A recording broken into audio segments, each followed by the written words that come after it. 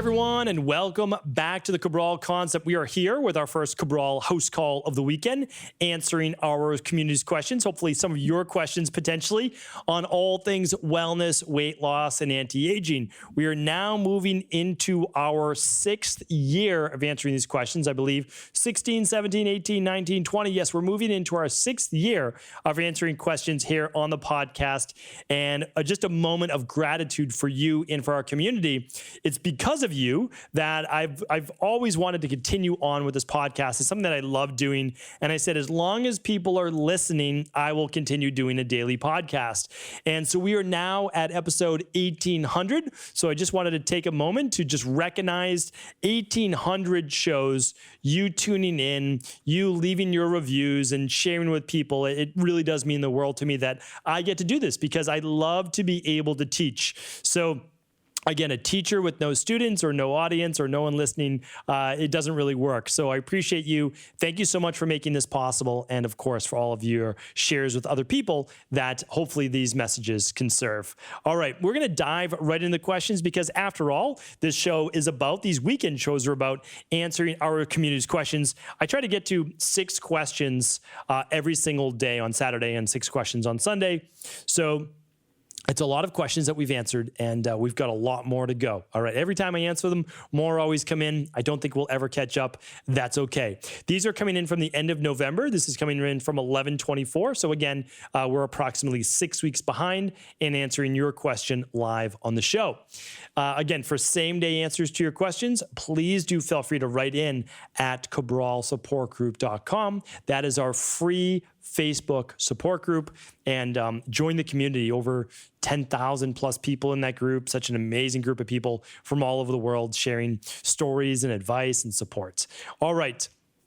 Chris is up first. Chris says, I have candida in the gut, throat, and tongue, as well as skin breakouts. Currently, I follow a vegan diet, no grains, just fruit and veggies. When I go on a juice fast for 3 to 4 days while doing enemas, skin always clears up. When I reintroduce foods, breakouts come back. This leads me to believe that maybe I have low stomach acid, thus the reason I thrive when juicing.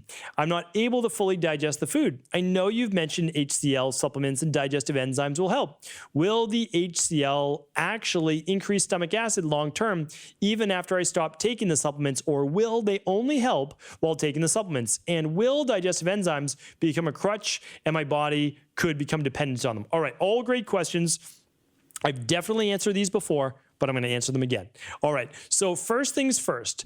Yes. So much of candida overgrowth and acne and all of these things is a fermentable gut, meaning that your body, you could be putting good foods in it. But the problem is that you have slow bowel motility, okay? Or you have what's called ileocecal valve malfunction. So your colon, the bacteria from your colon comes up into your small intestine, or you do have low stomach acid, right? It can be any one of these things. And typically it's multiple, right? Low stomach acid starts actually the chain reaction. Low stomach acid means the food's not digested well enough, which means that it's partially digested when it enters your small intestine, which means it sits there longer, it ferments, it can certainly feed yeast or bacteria. Not a good scene at all, right? So that's why you need to figure out if that's what it is. Okay, then you need to work on that. And again, you can run the Candida Metabolic and Vitamins lab. That's the best one to run over at Equilife. All labs that I mentioned, excuse me, just go over to equi.life, EQUI.LIFE. That's where to check it out. All right. Along with that, you could run the food sensitivity test as well as the bacteria and parasite stool lab if you'd like to. Now, on to your question about HCl. So HCl will increase your stomach acid. You're putting hydrochloric, not acid in it, but you're putting hydrochloride in your stomach, and that's going to be the building blocks for hydrochloric acid. So you can start with just 1 capsule. And you could work up to, some people take 2,000 milligrams, mid-meal. So you don't take it at the beginning of the meal. You take your enzymes at the beginning of the meal. You take your stomach acid, your HCl, mid-meal. Now, likewise, you could decide to just do ginger tea or a little bit of apple cider vinegar and water to create more stomach acid. Will your body make its own after that? Yeah, it's possible, because here's why. Your body's going to be able to better break down minerals and vitamins and everything that it needs when you are taking those betaine HCl basically, or betaine HCl and pepsin, as well as the digestive enzymes. So that's a good thing. And honestly, your stomach might tell you. So after a month, some people start to feel a burning sensation in their belly after they take 3 capsules of betaine HCl, and they're like, whoa, what happened here? Well, your body's now producing more of its own stomach acid. So when you put it in, you're actually now creating too much. So now the next time you might be able to go down to 2, and then a month later go down to 1, and you might maintain with 1, or you might stop completely. So that's that on the betaine HCl. And the digestive enzymes, I've answered this on would it become a crutch? It really doesn't. I mean, they really don't become a crutch. And here's why. All the raw juice that you're drinking and all the raw fruits and veggies and any food that hasn't been cooked above 118 degrees has all of its own enzymes intact, right? So when you eat those foods, you're getting all those enzymes. Your body doesn't make less or could become more deficient if you're putting those in. It's not going to work that way. It's really not for these particular foods that we're talking about. So, I mean, unless you're taking a handful of digestive enzymes, honestly, taking 1 or 2 with a meal, I wouldn't have any issues with that whatsoever. So to me, it simply sounds like, yes, there might be a lack of stomach acid, but there's more going on down south in the digestive tract. And so that's why I would either run the labs, or you might want to just jump into. I can't give medical advice. I have to state this. I'm not giving you medical advice, treatment protocols, or cures. It's just what I would do. And you might, if you don't want to run the labs, I might just jump right into that CBO protocol and then the CBO finisher as well. All right, good question. Mo's up next. Hey, Dr. Cabral, what are your thoughts on trying to add muscle with a low-carb, high-protein, semi-high-fat diet? I have not tried to gain muscle in almost a decade, so I'm very novice, and I've been hearing and reading that a high-protein, high-carb diet is best for gaining muscle, also easiest. Any tips? I feel like I'm in your shoes when you first started. I'm looking to go from 180, you're 6'3", to 195, to 200 pounds naturally. I'm not in a rush either. The last time I did this when I was 19 to 21, and unfortunately, I went the anabolic route and got up to 255 pounds, but that's not the type of body I want this time. I know it will take much longer this time now. I also know you will say to listen to your TT episodes, which I have, but I will again. However, any additional off the top of your mind advice would be greatly appreciated. As always, love your work and everything you do. Cheers. Cheers, Mo. Happy to give you your tips here. And yes, of course, you should listen to those shows, but that's not what I will do in terms of diet. So high protein, low carb is going to be more challenging to build muscle. Can you do it? Of course. There's a lot of bodybuilders online that previously used a lot of steroids or are using steroids now, and they're building muscle without any carbs. Yes, your body is in a way more advantageous environment towards nitrogen and towards protein synthesis when you're on anabolic steroids, okay? Your body's also more anabolic when you're younger, in your 20s, okay? So here's the thing though. It is just easier. Okay, not saying you can't do it, but it's easier and it will happen faster if you add more carbs to your diet. Yes, protein absolutely matters. If you really want to gain muscle, then instead of being at about half your body weight and grams of protein per day, then you would want to be at a 1-for-1 ratio for the most part. So you'd probably want to get around 180 grams of protein or so per day. It's a lot, right? So now it's like, okay, do I really want to eat that much protein? Well, it really comes back to what's your goal? What is your most important goal? Because if it's to put on muscle, well, then you're probably going to be at about 40 grams to 50 grams of protein over 4 meals per day, or 35 to 40 grams over 5 meals per day. So that's up to you how you want to do it. Honestly, the problem is it's just digestive ability. Like, can you digest that much protein? So that's important. But the carbs matter just as much, especially for anyone that's a hard gainer, because you want to fill the glycogen stores of your muscle. The simplest way to put this is that over 70% of your muscle is water. That's the sarcoplasm, that's the fluid inside of the muscle. When you get a muscle pump and your muscles look swollen, that's essentially more fluid, more retention in those muscles, more blood flow.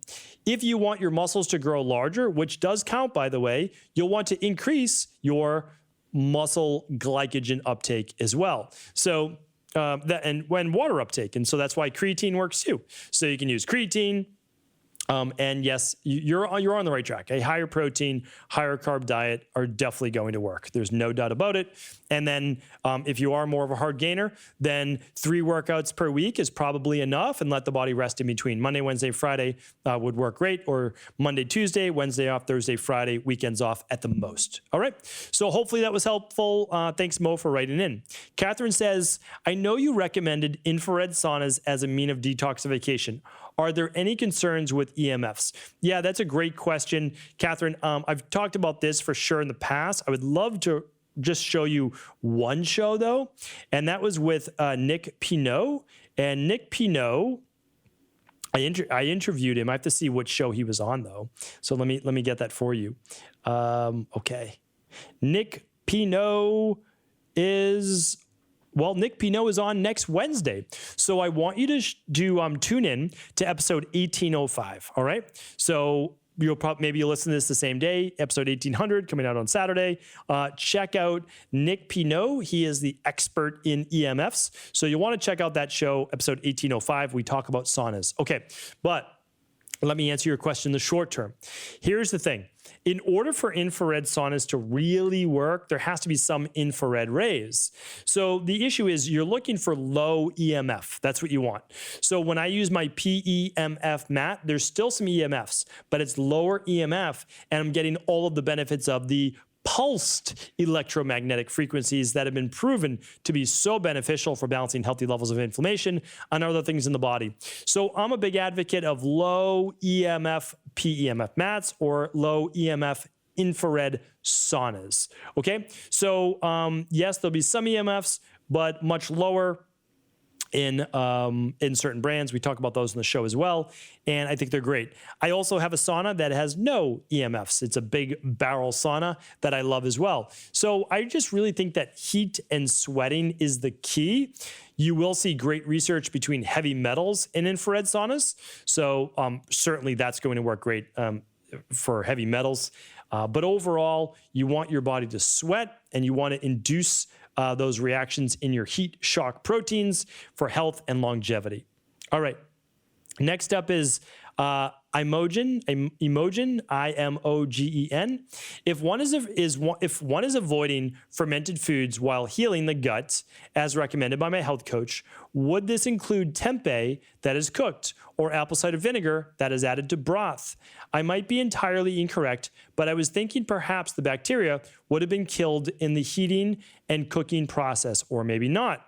You would be the best person to ask. Thank you for sharing all your knowledge. Okay, so it's a great question, and it's not just about the bacteria, okay?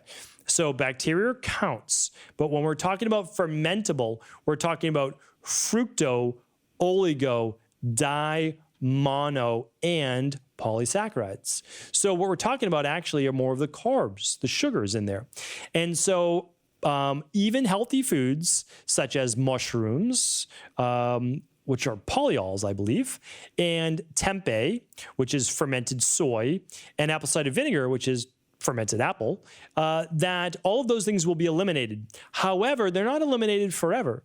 They're really only eliminated for the first 3 to 6 weeks, depending on what you're doing with your health coach. If you're doing our CBO protocol, then you're working with one of our health coaches over at Equalife, and they'll guide you through that. And typically the elimination is for the first month. So hopefully that's helpful, and great question.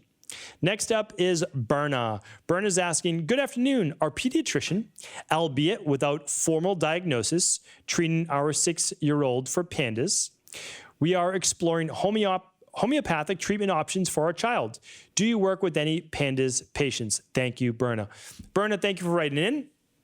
So I just want to say, one, we don't use homeopathy. I'm not wildly against it. I mean, we use some things like oscillococcinum for flu-like symptoms, but we don't use a lot of homeopathy. And I've talked about homeopathy before. I have a lot of respect for it. I've read well over 50 books on homeopathy.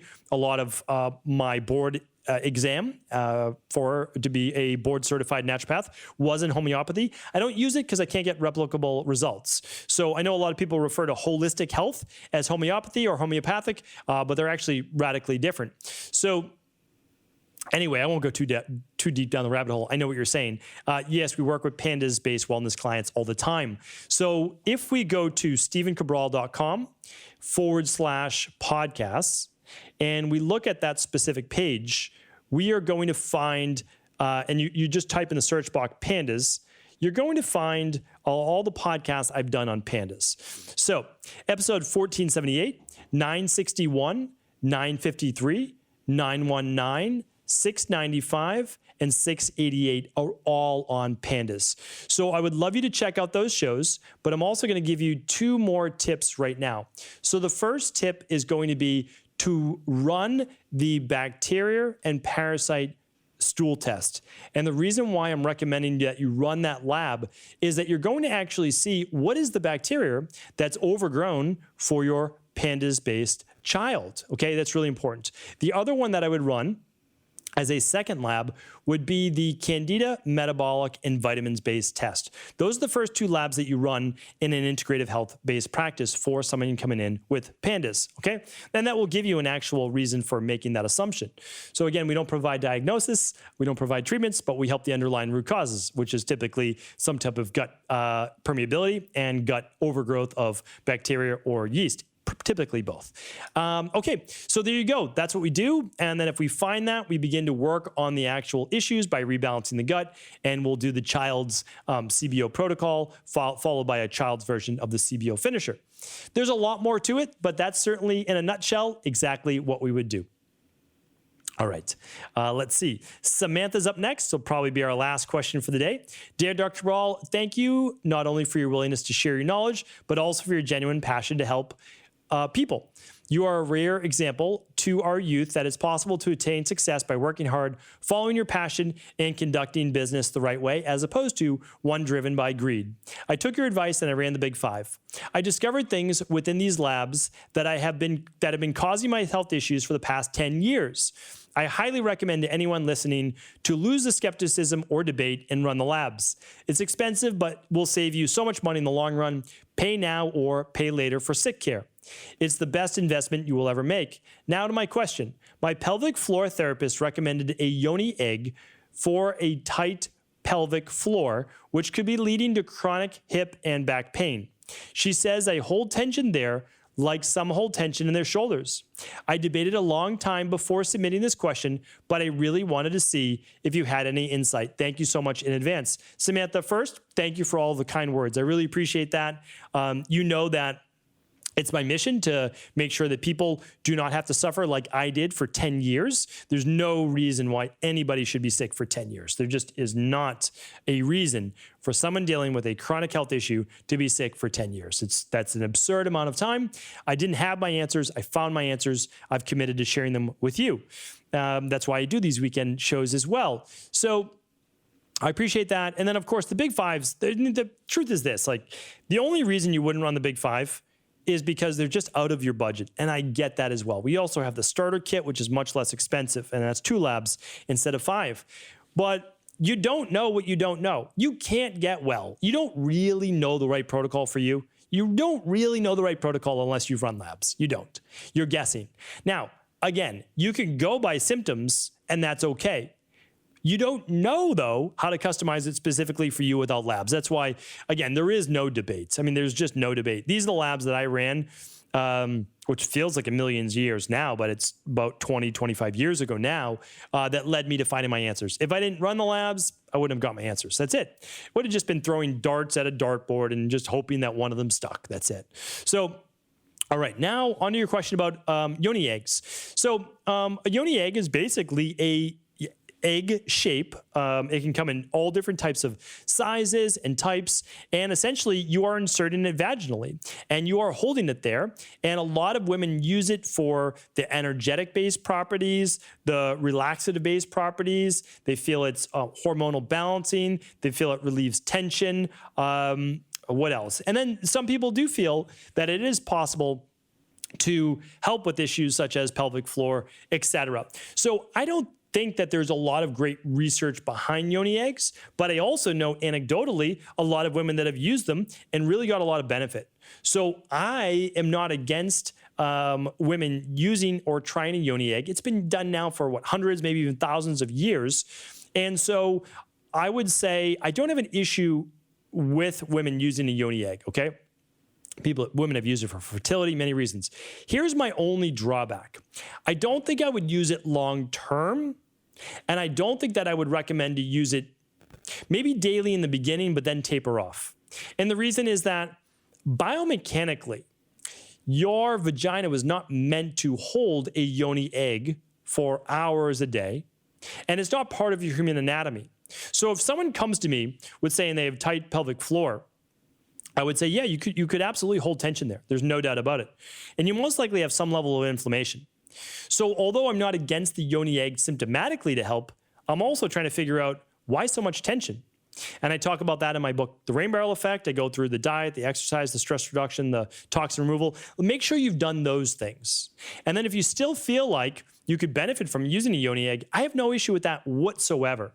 I just wouldn't say that it is like the thing to do to relieve whatever the issue is. It could be an adjunct. It could be a very good helper to it, but you really want to ask, why do I have this underlying tension or inflammation? So, Samantha, thank you so much for writing in. Thank you for the kind words. I certainly appreciate them.